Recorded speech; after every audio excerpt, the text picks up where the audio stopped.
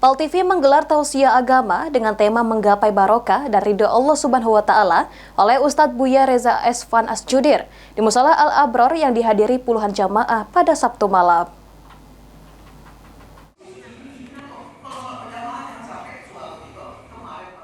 Bertempat di Mushola Al-Abror yang berada di Jalan Nias, PAL TV menggelar tausiah agama yang dihadiri puluhan jamaah dari Ikatan Keluarga Pitala Bunga Tanjung, Tanjung Barula atau IKPBT, serta warga sekitar. Penceramah Buya Reza Esvan Asjudir mengatakan, tausiah agama ini bertema menggapai barokah dan ridha Allah Subhanahu wa Ta'ala dengan cara melaksanakan perintahnya dan menghindari segala larangannya, juga mengkaji Al-Quran. Diharapkan dengan adanya tausiah agama ini dapat meningkatkan ketakwaan kepada Allah Subhanahu wa Ta'ala, juga menjaga keimanan agar mendapatkan ridho dan rahmat Allah Subhanahu wa Ta'ala. Dan ridho. Baik, untuk maknanya seperti apa untuk tadi?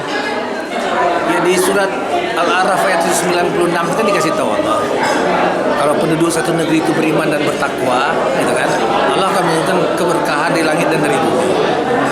Nah, sekarang gimana caranya untuk posisi kita bertakwa itu, gitu? Kita mencoba, kalau bahasa Al-Quran kan bertakwa itu kan perintahnya dilakukan, larangannya ditinggalkan.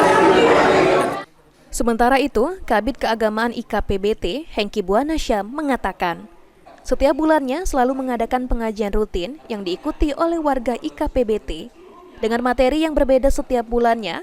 Dengan adanya pengajian rutin ini diharapkan dapat diikuti oleh seluruh warga IKPBT yang lain, juga meningkatkan kebersamaan seluruh warga Padang yang ada di Kota Palembang. Assalamualaikum warahmatullahi wabarakatuh. Ini dari IKPBT Palembang. Selalu setiap bulan mengadakan pengajian rutin yang mana diikuti oleh beberapa masyarakat dari Padang. Padang ini adalah keluarga Pitala Bunga Tanjung, Tanjung Barula.